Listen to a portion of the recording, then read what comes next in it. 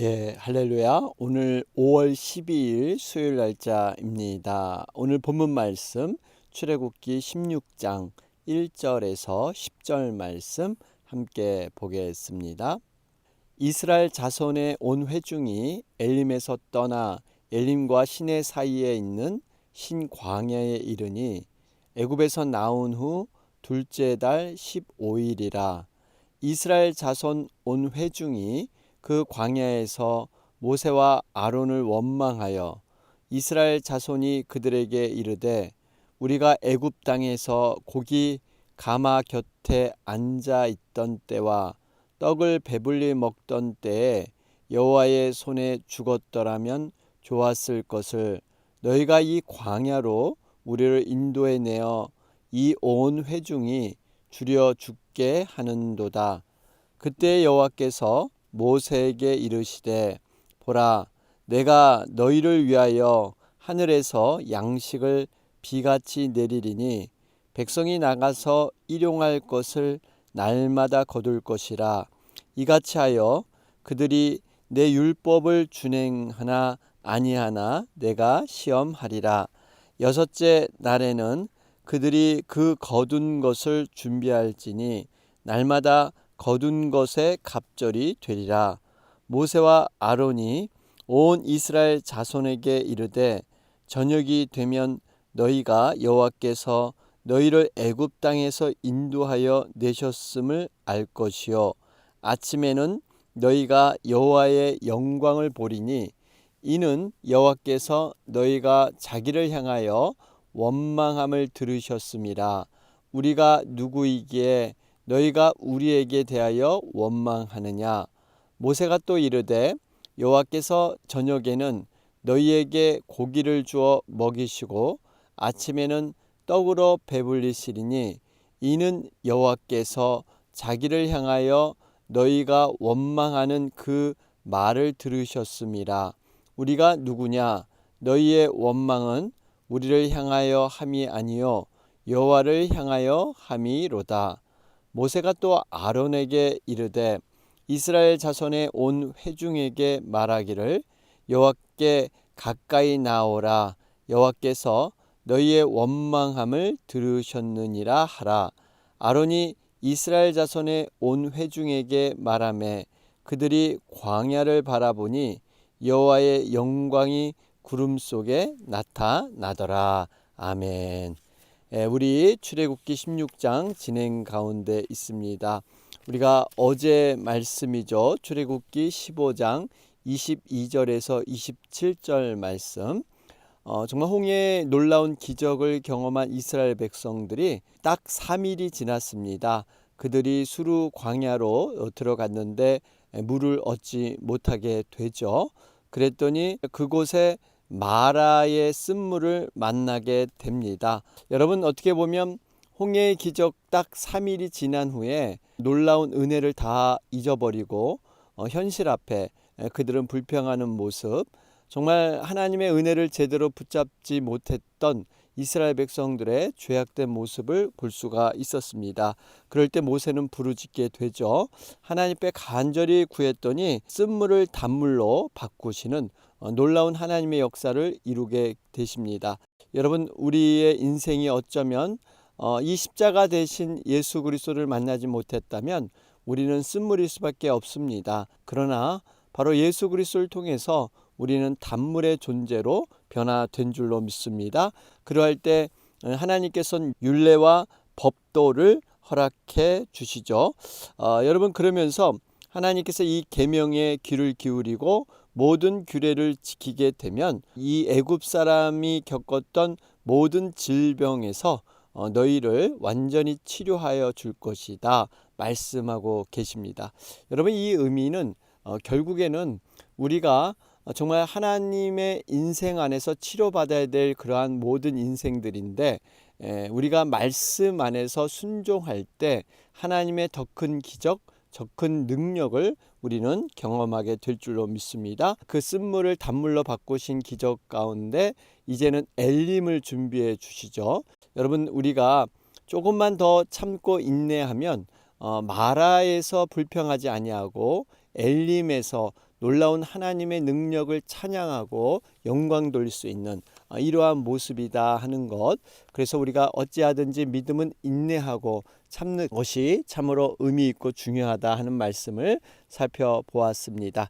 자, 그러면서 오늘 이제 16장 말씀인데요. 이스라엘 백성들이 이제 엘림을 떠나게 되죠. 여러분, 엘림도 영원한 그러한 종착지가 아닙니다. 잠시 거쳐가는 쉼에 있는 곳인데요. 이 신광야에 들어서게 됩니다. 여러분, 이 신광야에 들어선 시기가 애굽에서 나온 후 둘째 달 15일이라. 그러니까 여러분, 6월절을 기준으로 해서 애굽에 나왔는데 첫째 달 14일, 15일, 둘째 달 15일, 그러니까 한 달 정도 지났습니다. 한 달 정도 지나서 신광야에 이르렀는데 첫 번째 원망, 마라의 쓴물을 만났을 때 원망, 이것이 이제 여기서는 두 번째 원망이 시작이 됩니다. 이유는 먹을 것이 없었기 때문에 그들은 불평하기 시작을 하죠. 우리가 2절과 3절 말씀을 보면 모세와 아론에게 원망하게 되는데 3절에 그 이유를 설명하고 있죠.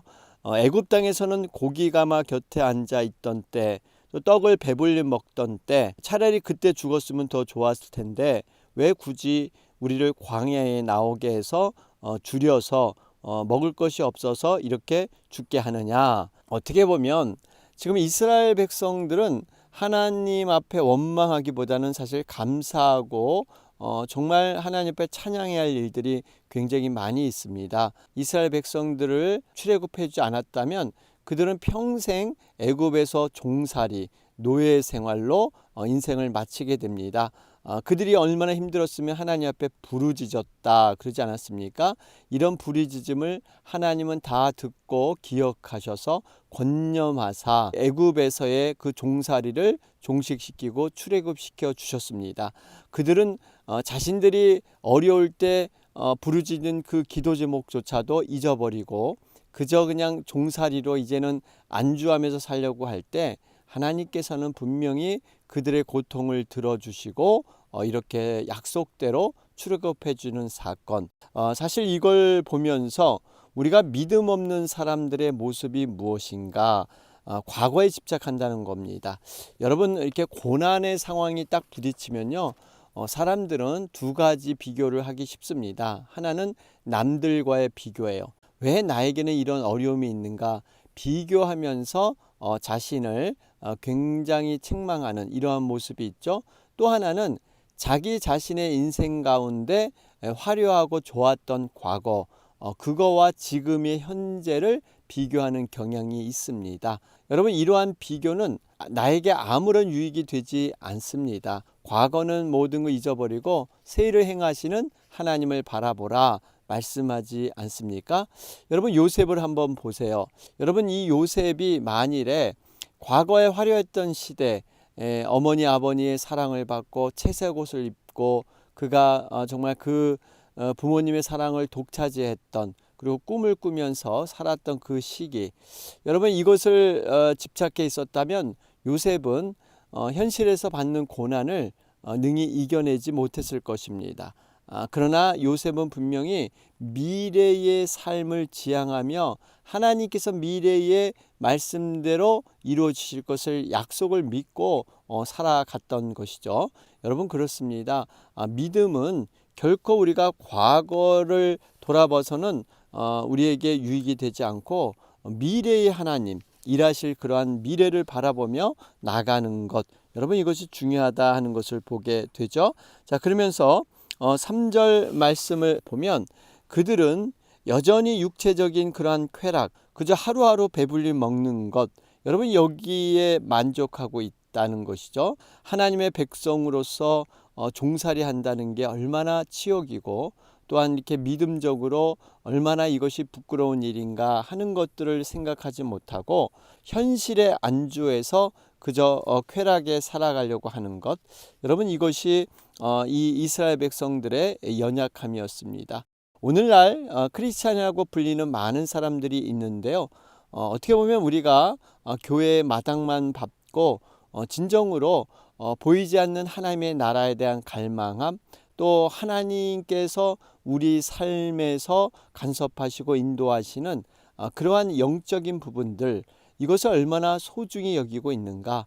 그저 먹고 사는 것에 우리가 바빠서 또 이것을 기준으로만 살아가고 있지 않나. 다시 한번 돌아보면서 정말 물과 성령으로 거듭나지 않으면 여러분 하나님의 영적인 지식, 믿음의 놀라우신 분량을 우리는 충만하게 내 것으로 이루지 못한다 하는 것을 볼 수가 있습니다. 여러분, 크리스찬은 분명히 세상 사람과는 구별이 돼야 되는 것이죠.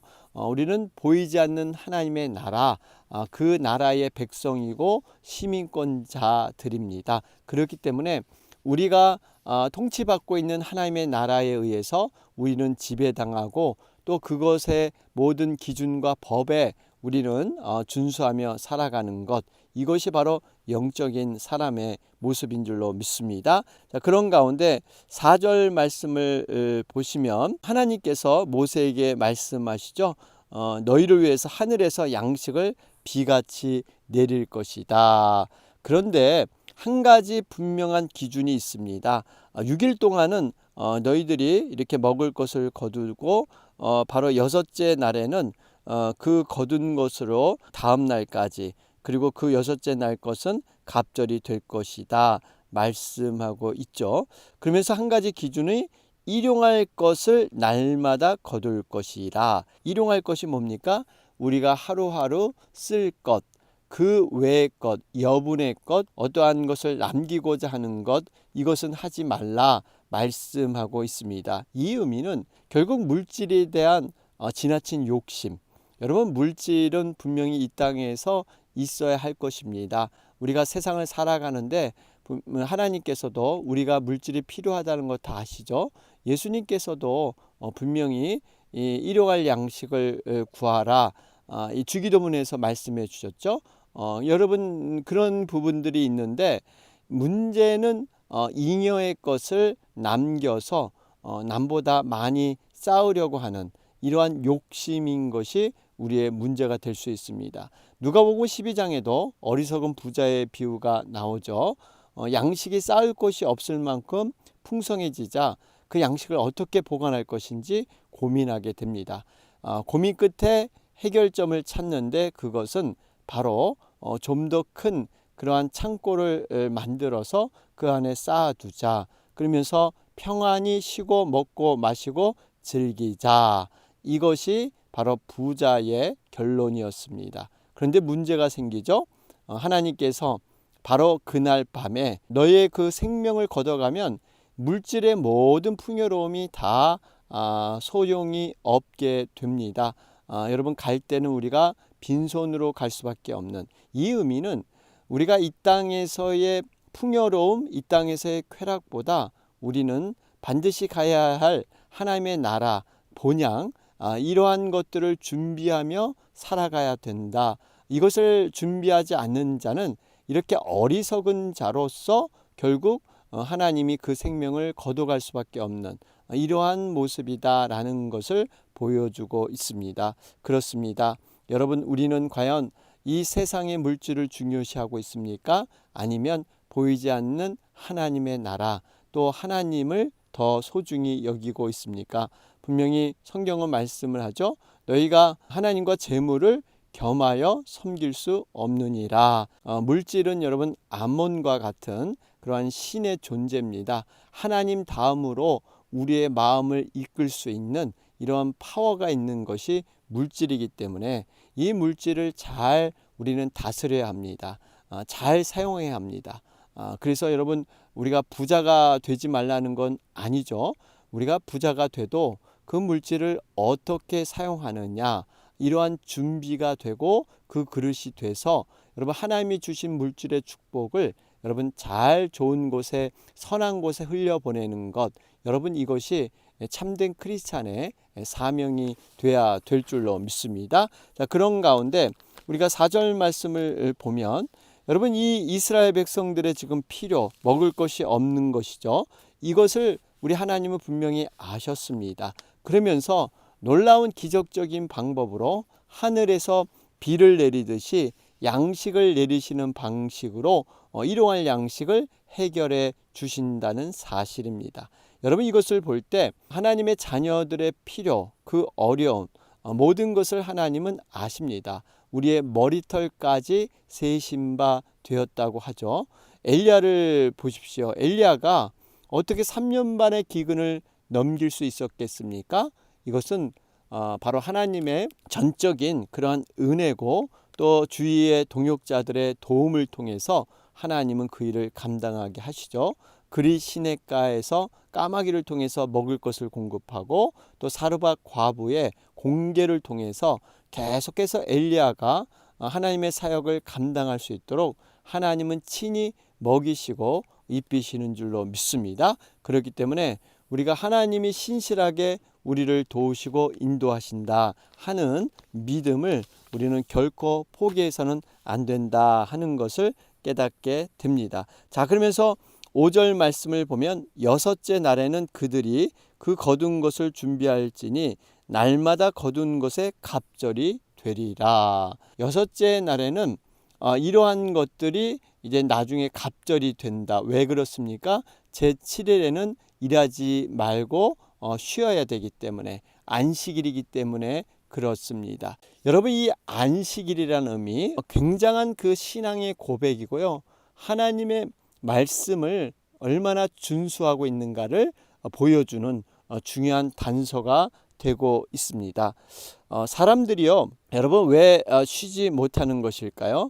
하나님에 대한 분명한 그러한 신앙이 있으면 여러분, 이러한 쉬는 것을 우리가 행할 수가 있어야 합니다. 이스라엘 백성들이 바로 하나님의 말씀, 너희를 분명히 먹이겠다, 7일째 되는 날 6일 얻은 것을 갑절로 하나님이 만들어 주셔서 먹이겠다, 그러면서 쉬라 말씀하시죠. 여러분, 불신앙과 욕심 때문에 우리가 온전히 하나님이 우리의 삶을 주장하시고 인도하신다는 이런 확신이 없게 되는 것입니다. 여러분, 우리가 이 안식일을 쉰다는 것은요, 하나님께서 모든 것을 공급해 주신다. 특별히 이 쉰다는 것은 영적인 공급을 이 쉼을 통해서 우리는 이어받고 있다는 사실입니다. 그러면서 이 세상은 내 힘과 내 노력으로 안 된다 하는 것을 우리가 공표하면서 하나님의 그 도우심, 하나님의 인도하심으로 우리가 살아가는 것이다. 그렇기 때문에 내가 손을 놔도 반드시 하나님은 내 인생을 이끄시고 책임져 주신다라는 의미가 포함되어 있습니다.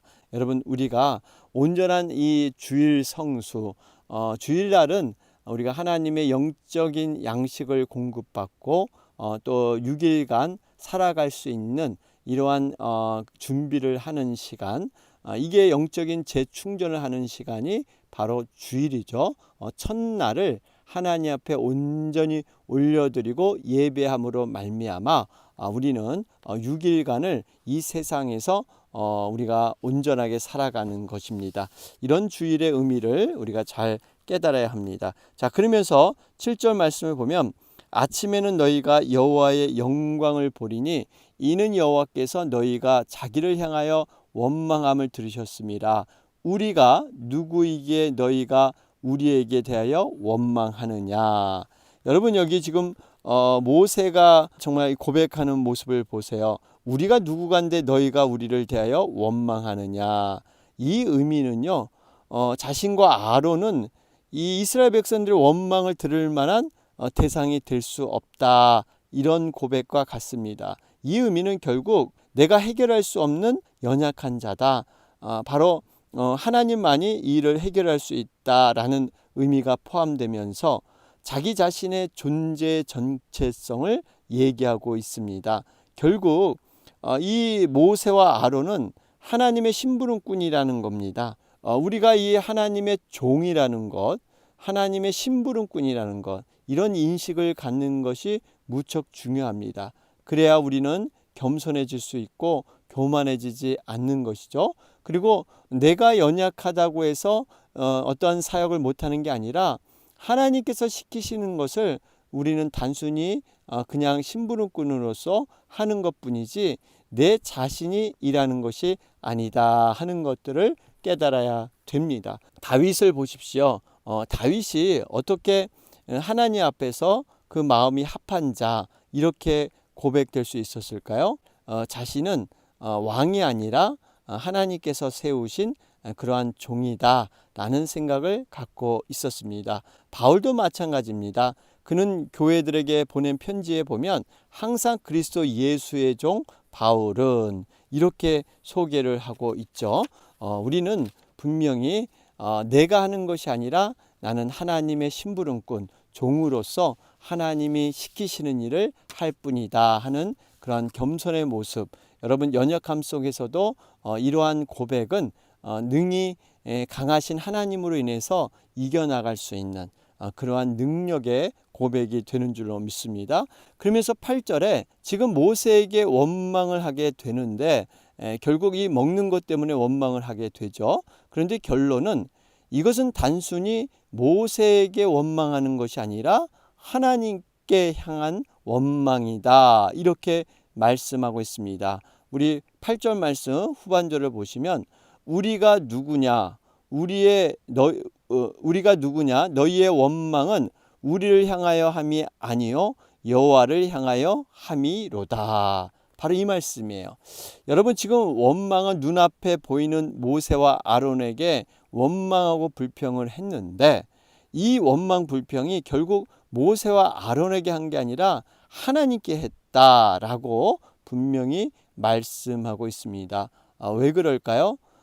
이 모세와 아론은 누가 세우셨습니까? 하나님께서 세우셨기 때문에 하나님께서 세운 하나님의 대리자로서 하나님의 권위와 능력을 입혀주셨기 때문에 곧 이것은 하나님을 원망한 것이다 말씀하고 있습니다. 여러분 모세를 원망했던 모세의 누이 미리암이라는 여인이 있죠. 이 미리암은요 모세의 누이일 뿐만 아니라 선지자였습니다.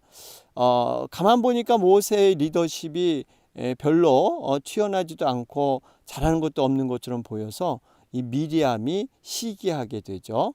그래서 모세의 그 하나님이 주신 권위에 도전을 하는 이런 일이 발생이 됩니다. 이로 인해서 어떻게 됩니까? 바로 미리암은 문둥병에 걸려서 7일 동안 이스라엘 진 밖에 쫓겨나는 그러한 어려움을 당하게 되죠.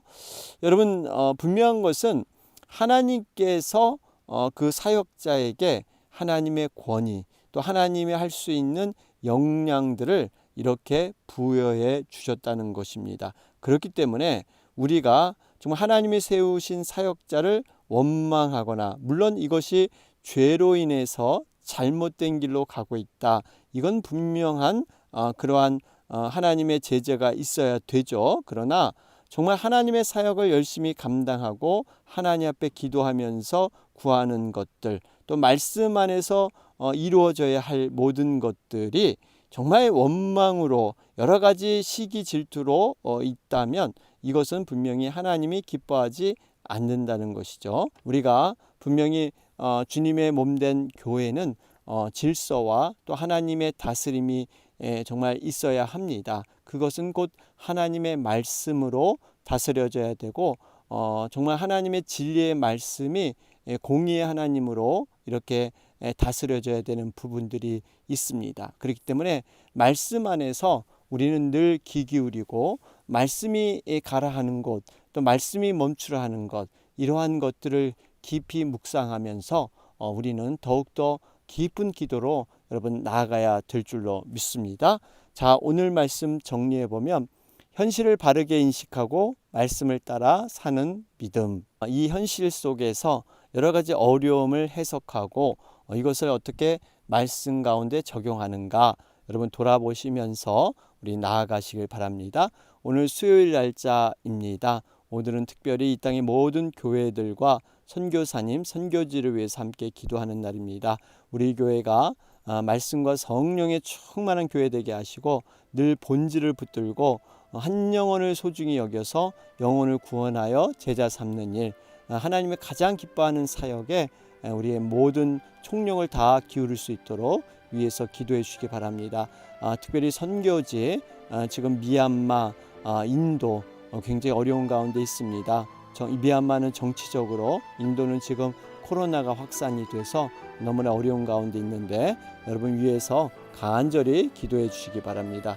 특별히 또 김영숙 권사님 화요일 날 키모를 받으시고 또 회복 중에 계십니다. 여러분 위해서 계속해서 기도해 주시기 바랍니다. 다 같이 기도드리겠습니다.